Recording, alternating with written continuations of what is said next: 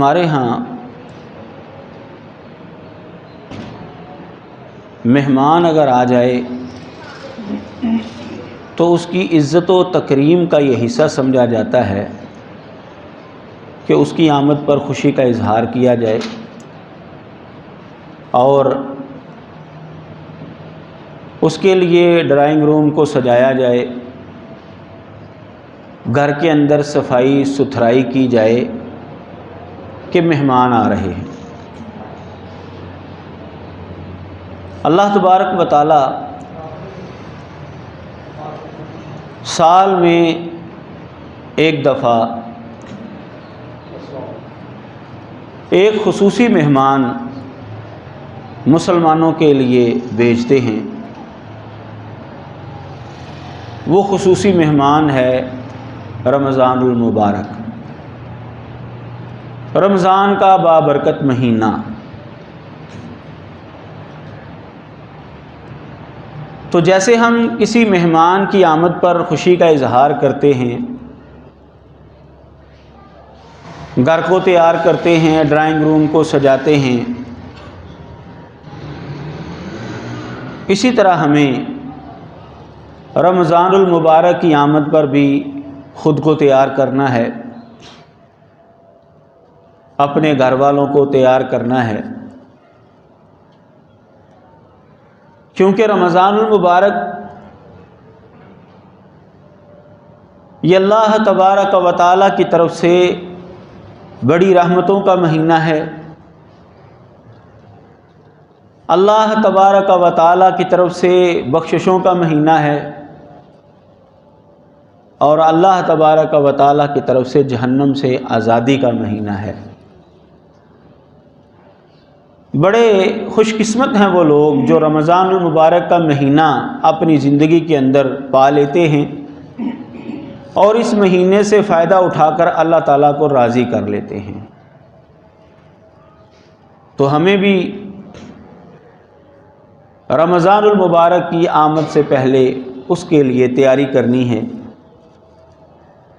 کون سے کام ہیں جو ہم کریں گے تو رمضان المبارک سے بھرپور فائدہ بھی اٹھایا جا سکتا ہے اور اس کا استقبال بھی کیا جا سکتا ہے۔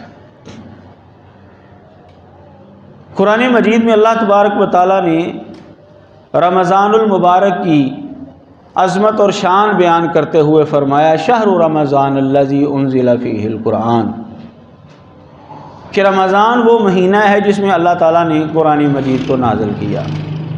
انا انزلناہ فی لیلۃ القدر، دوسرے مقام پر ہے انا انزلناہ فی لیلۃ مبارکہ، قدر والی رات، عزت و منزلت والی رات اور بابرکت رات کے اندر اللہ تعالیٰ نے قرآن مجید کے نزول کی ابتدا کی۔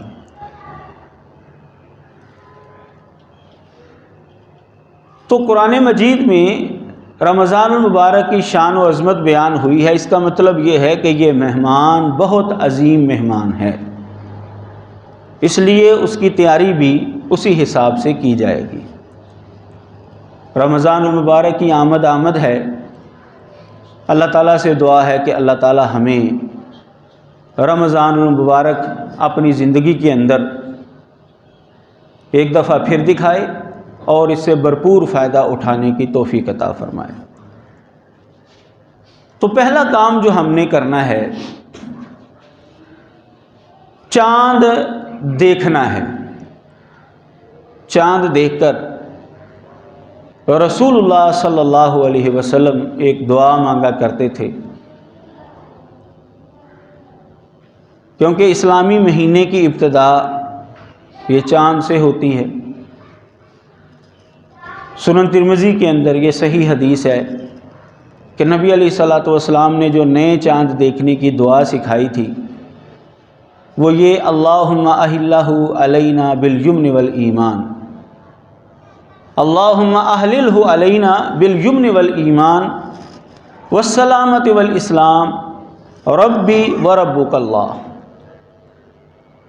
چاند کو دیکھ کر ہم نے یہ دعا مانگنی ہے، اللہم اہللہ علینا بالیمن والایمان، یا اللہ تو اس کو ہمارے اوپر طلوع فرما برکت کے ساتھ اور ایمان کے ساتھ، والسلامتی والاسلام، سلامتی اور اسلام کے ساتھ، ربی و ربک اللہ، پہچان میرا اور تیرا رب اللہ ہے۔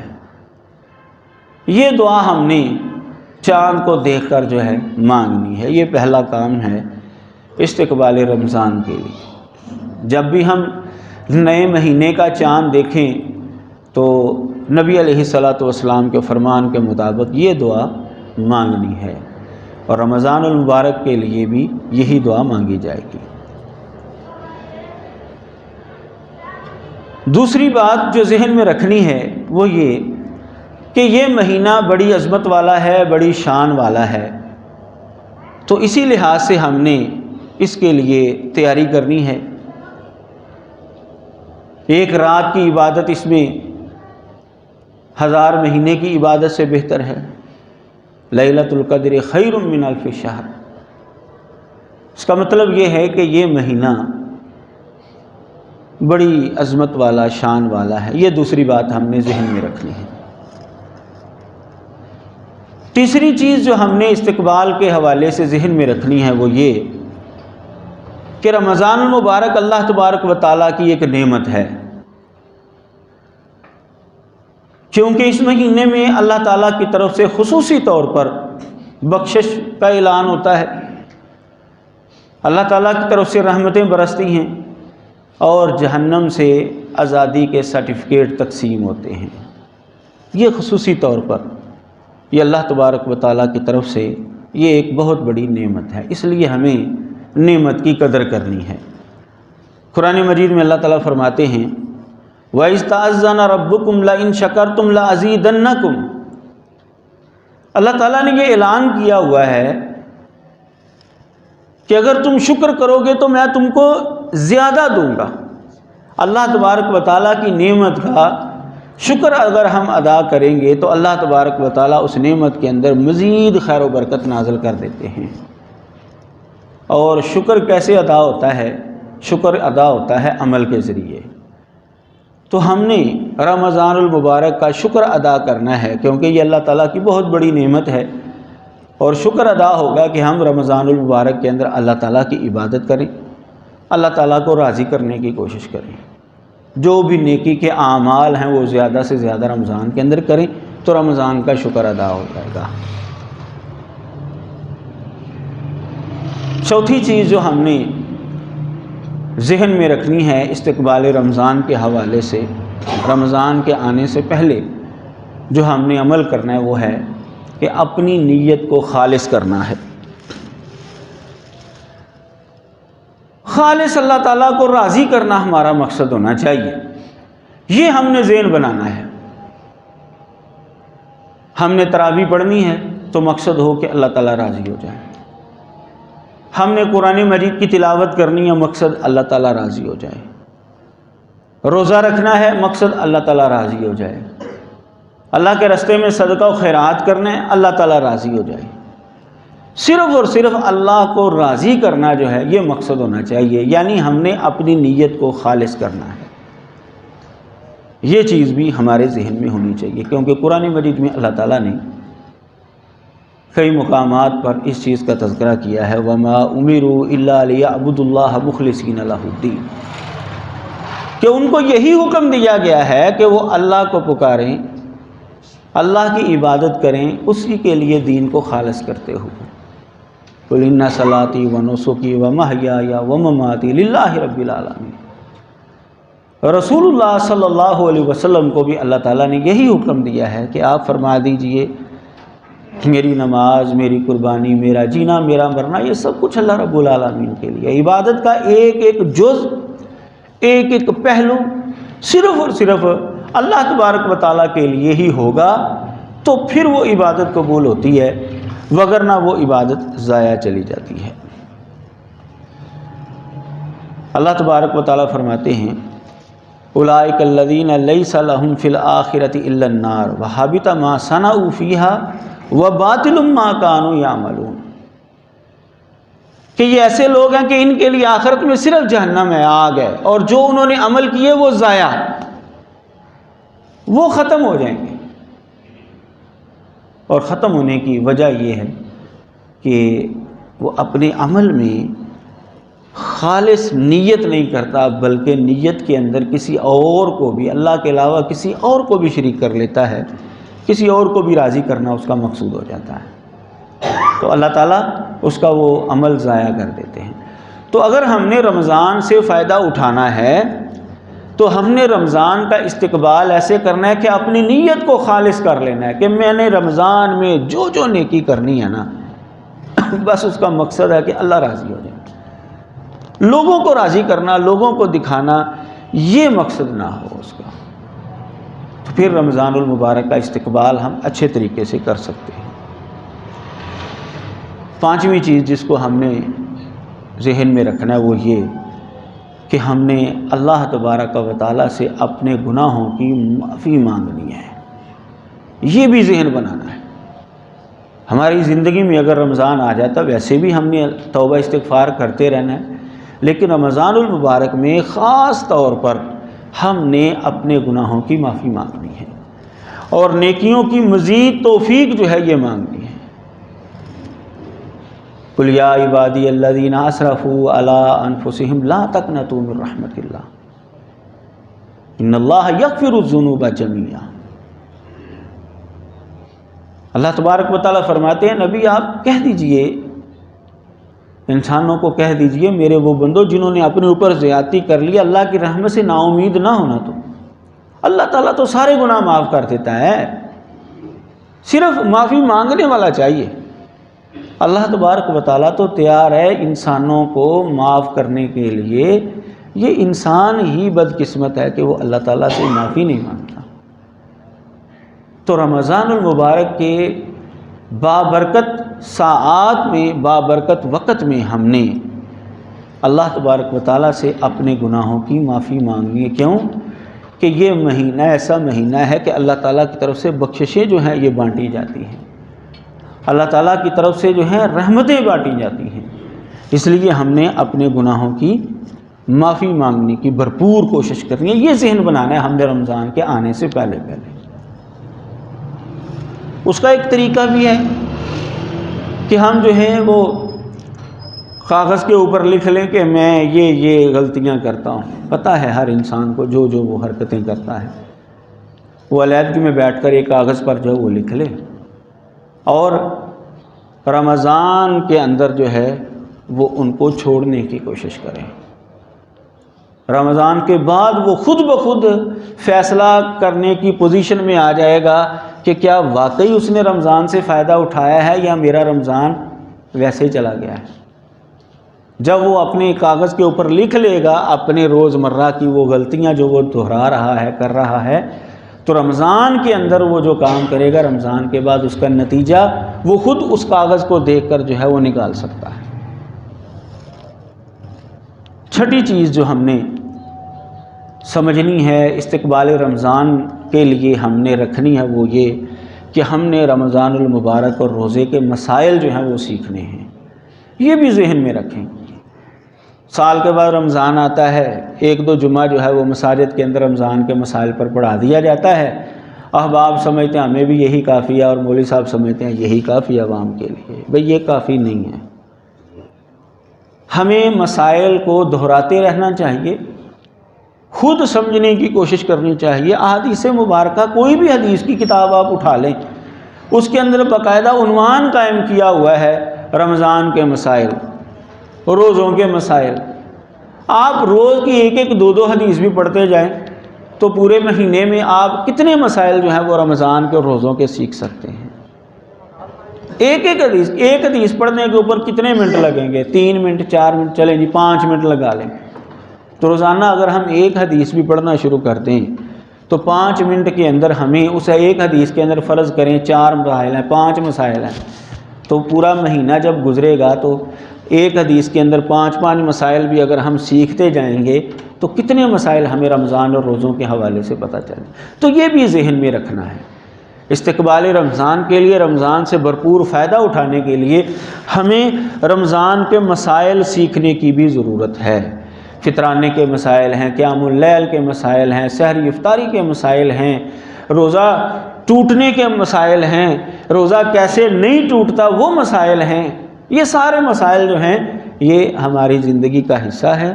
تو اگر ہم رمضان سے پہلے یہ ذہن بنا لیں گے کہ ہم نے یہ مسائل سیکھنے ہیں تو پھر ہم رمضان سے بھرپور فائدہ اٹھا سکتے ہیں اور رمضان کا اچھے طریقے سے استقبال بھی کر سکتے ہیں۔ ساتواں کام جو ہم نے کرنا ہے وہ یہ کہ ہم نے رمضان سے پہلے اپنے دل کو صاف کرنا ہے۔ کیوں؟ اگر ہمارے دل کے اندر اپنے بہن بھائی عزیز و اقارب رشتہ داروں کے حوالے سے کینہ بغض ہوا تو بھائی ہماری نیکیاں ہی اوپر نہیں جائیں گی۔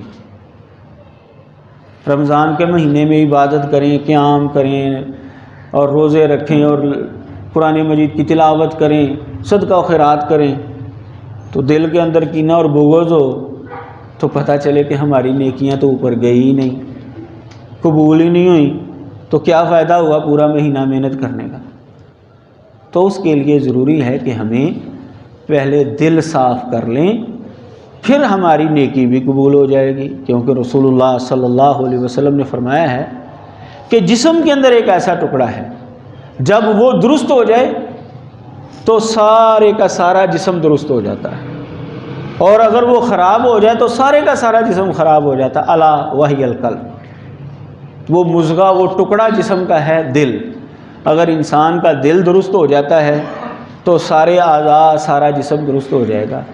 اگر دل ہی درست نہیں ہے، دل کے اندر کینہ بغض حسد رکھا ہوا ہے، اپنی بہن کے حوالے سے، بھائی کے حوالے سے، رشتہ داروں عزیز و اقارب کے حوالے سے، ہمسایوں کے حوالے سے، تو کیا فائدہ ہوا بھائی نیکی کرنے کا؟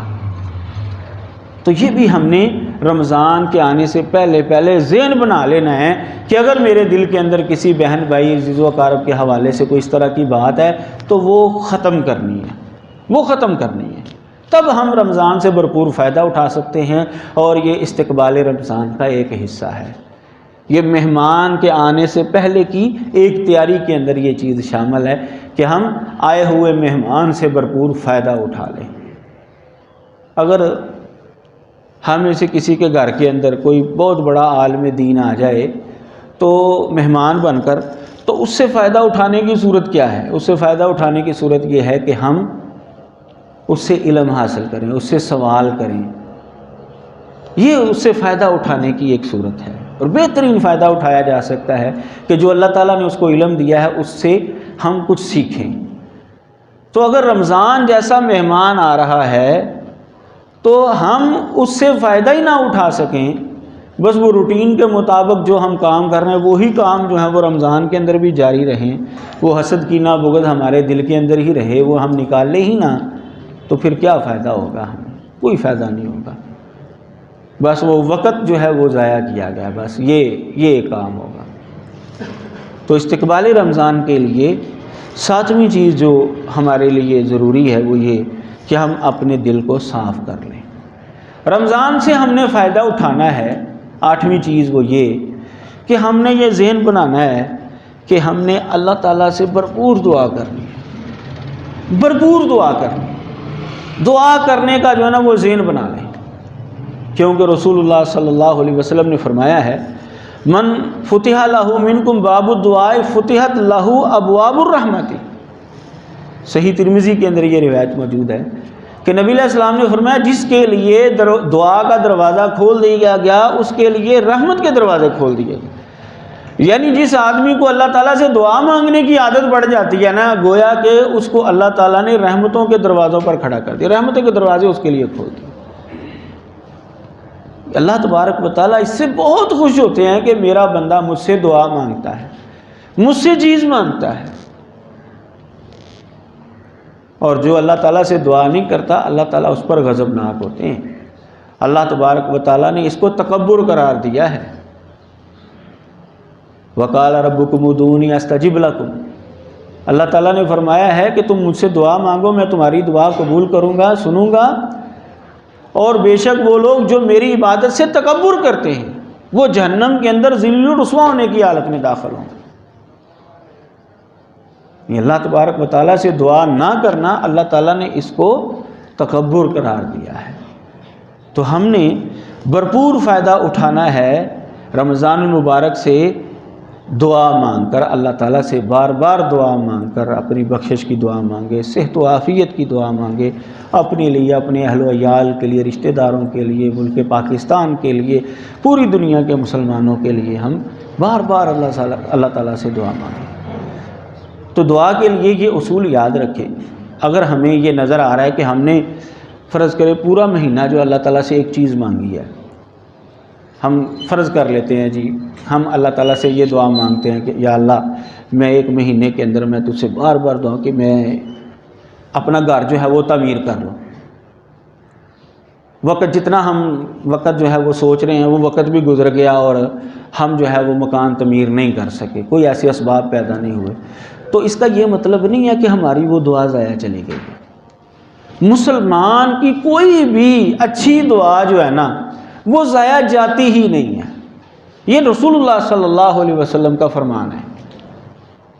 نبی علیہ السلام نے فرمایا یہاں تو اس بندے کی اللہ تعالیٰ دعا قبول کر لیتے ہیں، اس کو جو چیز چاہیے نا وہ دے دیتے ہیں، اگر ایسا نہیں نہ ہوتا تو اللہ تعالیٰ مستقبل میں آنے والی اس پر کوئی مصیبت جو ہے نا وہ ٹال دیتے ہیں اس دعا کی وجہ سے، اور اگر یہ بھی نہیں ہوتا تو اللہ تبارک و تعالیٰ اس دعا کو قیامت والے دن کے لیے اس کے لیے ذخیرہ کر لیتے ہیں کہ قیامت والے دن اس کا بدلہ اس کو دیا جائے گا۔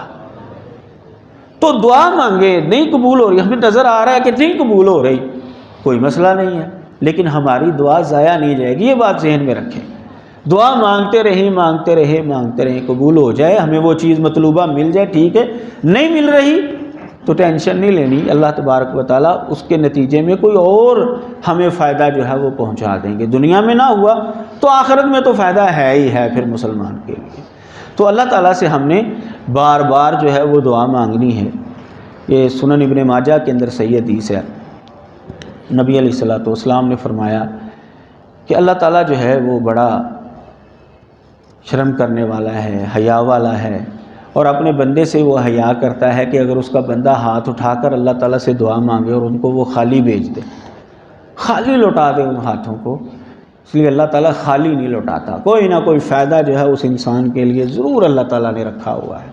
اس لیے دعا مانگے۔ اچھا، اللہ تعالیٰ کی طرف سے ایک آزمائش بھی ہوتی ہے کہ یہ بندہ کس حد تک جو ہے وہ صبر کر رہا ہے۔ بعض احباب جو ہے نا وہ اپنی دعا کو اس وجہ سے ضائع کر دیتے ہیں کہ فرض کریں وہ پورا ہفتہ دعا مانگتا رہ رہا ہے، تو 7 دنوں کے بعد کہا اللہ جی میں نے تو پورا ہفتہ ہو گیا، میری تو دعا ہی نہیں قبول ہو رہی۔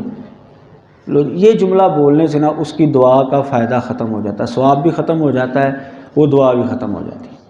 نبی علیہ الصلوۃ والسلام نے فرمایا اللہ تعالیٰ اس وقت تک آدمی کی دعا قبول فرماتے جب تک وہ جلدی نہیں کرتا۔ جلدی کا کیا مطلب ہے؟ آپ نے فرمایا کہ وہ کہتا ہے جی میں تو دعا مانگ رہا ہوں، میری دعا ہی نہیں قبول ہو رہی۔ وہ پورا ہفتہ جو اس نے دعا مانگی ہے نا وہ یہ جملہ بول کر جو ہے نا اس کی وہ دعا ساری کی ساری ضائع ہو جاتی ہے۔ تو یہ جملہ ہم نے قطعاً نہیں بولنا، یہ ذہن میں رکھیں کہ نبی علیہ السلام نے فرما دیا مسلمان کی دعا ضائع نہیں ہوتی تو نہیں ہوگی، اس لیے ہمیں مانگتے رہنا چاہیے اللہ تعالیٰ سے، اللہ تعالیٰ اس سے بہت خوش ہوتے ہیں۔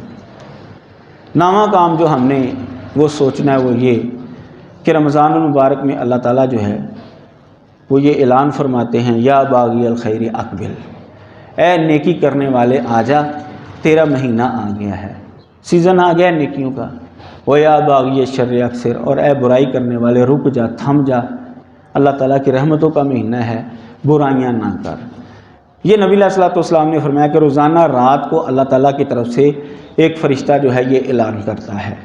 تو ہم نے یہ ذہن بنانا ہے کہ اس مہینے میں اللہ تعالیٰ کی طرف سے روزانہ رات کو فرشتہ اتر کر جو ہے یہ اعلان کرتا ہے، تو ہم نے باغی الخیر بننا ہے، نیکی تلاش کرنے والا ہم نے بننا ہے، برائی تلاش کرنے والا وہ ہم نے نہیں بننا، یعنی ہم نے زیادہ سے زیادہ نیکی کرنے کی کوشش کرنی ہے۔